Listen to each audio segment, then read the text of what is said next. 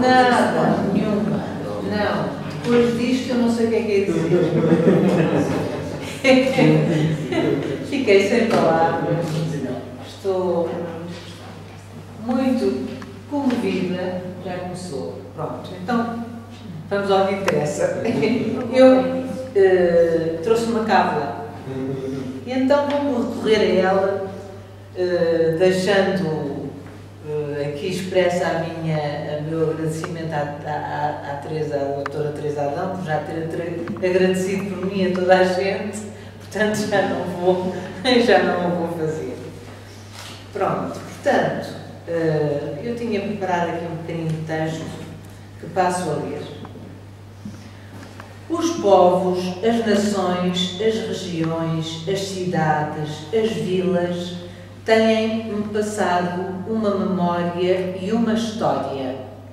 A memória pode ter sido melhor ou pior preservada e podem ou não ter sido feitos estudos sobre diferentes fontes existentes, conseguindo-se assim eventuais contributos para o enriquecimento da memória coletiva.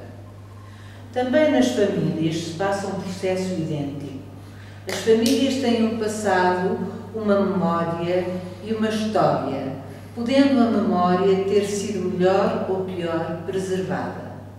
Nas famílias, o processo é muito rápido, pois em cada união convergem dois troncos históricos familiares e o novo casal vai construir, com a cultura de cada um dos membros, uma nova realidade, uma nova cultura que será passada à sua descendência.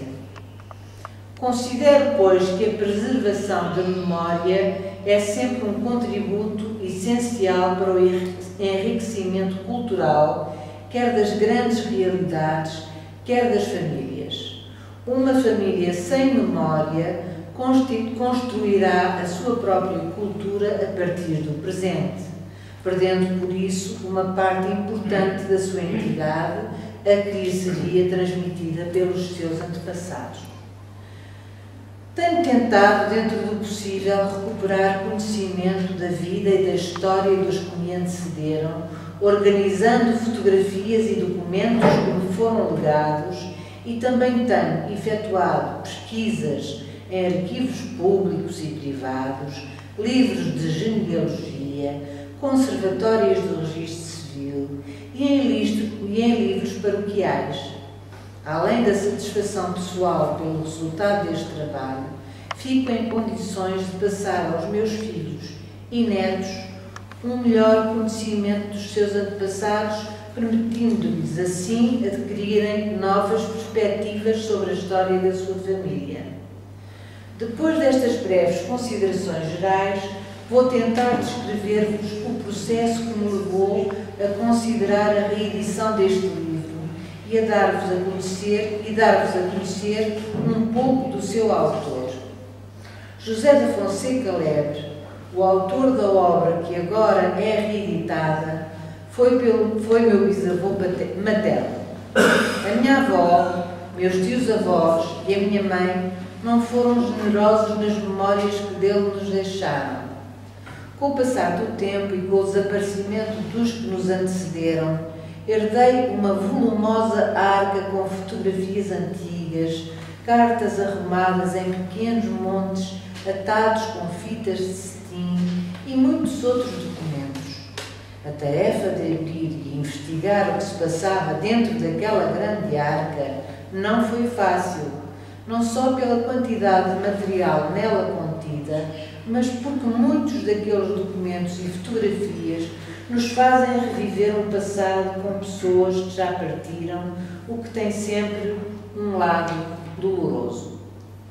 Há relativamente pouco tempo deitei mãos à obra e, aos poucos, vim a descobrir a verdadeira dimensão do meu bisavô. Foi um homem de cultura e de uma inteligência acima da média que demonstrou, para além da escrita, importantes dotes para o desenho e para a música. Foi ainda um homem de causas e de serviço ao seu país. A curiosidade sobre a sua personalidade levou-me ao Arquivo Histórico Militar, onde consegui preciosa informação adicional. José da Fonseca Lebre nasceu em Viseu em 21 de novembro de 1870, onde passou a sua infância e juventude. Ingressou no curso de Infantaria da Escola do Exército em 21 de outubro de 1896. Promovido a alferes em 3 de março de 1898, é colocado no Regimento de Infantaria 14 em Viseu. Em 1905, inicia uma longa comissão na Guarda Fiscal, sendo sucessivamente comandante dos postos de Miranda do Douro e de Melgaço, e em 1908, já com o posto de capitão, comanda a 3ª Companhia da Guarda Fiscal, sediada em Valença. Em 1914, com o início da Primeira Guerra Mundial, oferece-se como voluntário para servir na Força Expedicionária, nomeada para prestar serviço no sudoeste de Angola, comandada pelo Tenente-Coronel Alves Cossadas. Para integrar aquela força expedicionária foi mobilizado um batalhão do Regimento de Infantaria 14 de Viseu, tendo-lhe sido entregue o comando da 10ª Companhia desse batalhão. A força expedicionária chega a Moçantes em 1 de outubro de 1914, tendo marchado inicialmente para o Lubango e depois para o sul. Os combates com as forças alemãs implicaram pesadas baixas nos militares portugueses, assim como grandes perdas de material. As condições do terreno, a severa seca que se verificava no sul de Angola, a falta de água e as deficientes instalações implicaram um elevado número de militares doentes, tendo o número de baixas por doença no Batalhão de Infantaria 14 ultrapassado os 50%. Em junho de 1915, o capitão José da Fonseca Lebre foi um dos atingidos pelas febres palustres, tendo sido evacuado para o Lubango no início de 1915, regressando à metrópole em junho desse ano. Nunca mais a sua saúde se recomporia.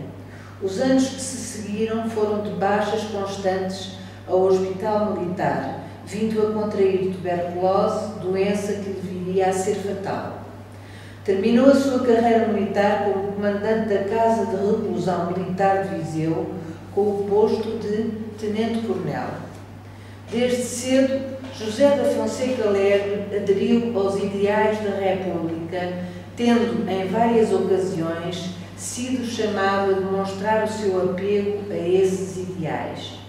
Participou em intensa atividade de divulgação dos ideais republicanos na cidade de Viseu, desde 1899, quer na sua unidade, o Regimento de Infantaria 14, no Centro Liberal de Viseu e numa conferência republicana promovida pelo Dr. Bernardino Machado em 1903. Durante o consulado de João Franco, 1906 a 1908, e como comandante da Guarda Fiscal do Minho, recusou-se a participar em cerimónias oficiais em representação da sua unidade. Aderiu ao Grande Oriente Lusitano em 1901, pertencendo à Loja Viriato em Viseu, tendo assumido o nome simbólico de Garrete. Em 1912, quando das revoltas monárquicas lideradas por Paiva Coceiro, como comandante da Companhia da Guarda Fiscal do Minho, conteve com a sua unidade as forças revoltosas em Valença, tendo a sua ação merecido público louvor do Exército. Casou com Palmira Adélia Martins Lebre em 1898, de quem teve 6 filhos. O meu bisavô teve uma vida difícil, mas em muitos aspectos intensa e interessante, quer do ponto de vista da sua carreira militar, quer pela sua intervenção cívica e política. Mas o que mais me impressionou foi a dedicação e carinho que demonstrava ter pelos seus filhos. As cartas e postais quase diários que lhes enviava enquanto se encontrava ausente demonstravam uma grande saudade e uma enorme ternura. Descobri ainda um livro manuscrito com 44 páginas que ele intitulou Biografia da Adelininha, em que de uma forma muito terna narra a filha da sua filha e minha avó Adelina desde o seu nascimento até aos 9 anos, e em que não faltam as principais datas da sua vida, as suas primeiras palavras, todo o seu linguajar infantil com a respectiva tradução, os primeiros passos, as suas doenças e tantos outros aspectos da vida de uma criança, tudo escrito à pena e num português fluente de caligrafia bem desenhada. É quando ando nestes trabalhos de descoberta que me encontro com o livro Locuções e Modos de Dizer da Província da Beira Alta, por si escrito já nos finais da sua vida. Li-o de uma só vez. Muito gostei de relembrar alguns provérbios e algumas locuções que há muito não ouvia, mas o que mais me encantou foi a forma encontrada para dar contexto a cada um deles, através de pequenas narrativas entre personagens ficcionadas, em que a propósito eram criteriosamente aplicadas em contexto próprio as diversas locuções e modos de dizer. Os personagens também refletiam as classes médias e os ambientes do fim do século XIX e princípio do século XX, tão bem descritos por alguns dos nossos maiores escritores desse tempo. Após uma segunda leitura, apercebi-me de que o livro tinha claramente uma intencionalidade linguística, o que Teófilo Braga muito bem assinala no seu prefácio, e o que também justifica que o livro tenha, na altura, sido distribuído pela secção de letras da Academia das Ciências de Lisboa. O próprio índice completa e dá corpo à intenção de tornar o livro um complemento aos dicionários tradicionais, neste caso, elencando locuções e modos de dizer. Por considerar que o livro mantém a atualidade e pode contribuir de alguma forma simples para um revivar e relembrar locuções e modos de dizer da nossa língua, o que sem dúvida iria enriquecer a nossa conversação diária, pensei em reeditar um livro escrito pelo meu bisavô e publicado em 1924. Contactei a Câmara Municipal de Viseu através da sua vereadora de Cultura, no sentido do patrocínio da edição, tendo sido remetida para a editora Edições Escutadas, onde a doutora Teresa Adão, de imediato considerou o projeto muito interessante.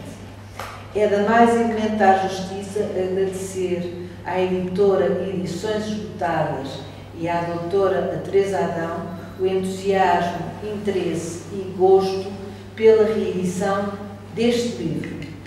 Não posso ainda deixar de expressar o meu agradecimento ao Dr. Fernando Paulo Batista, ilustre estudioso da linguística e da língua portuguesa, por tão amavelmente se ter prontificado a apresentar esta obra, o que muito me honra. Não quero terminar sem exprimir a minha grande felicidade. Também não posso aqui deixar de me sentir honrada e de exprimir o meu mais profundo reconhecimento pelas palavras expressas no prefácio à reedição pelo Sr. General António Ramalhianes. Não quero terminar sem exprimir a minha grande felicidade por recuperar para a minha família, o meu irmão, os meus filhos, os meus sobrinhos, os meus netos, a memória do nosso antepassado. E confesso, não posso deixar de pensar na grande alegria que também a minha mãe, minha avó, meus irmãos teriam de ver, minha avó, seus irmãos e minha mãe teriam de ver nas livrarias o livro do seu pai e avô.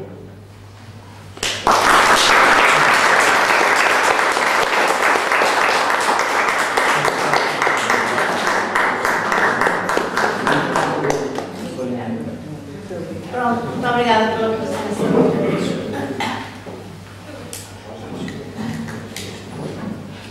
Já acabou? Já.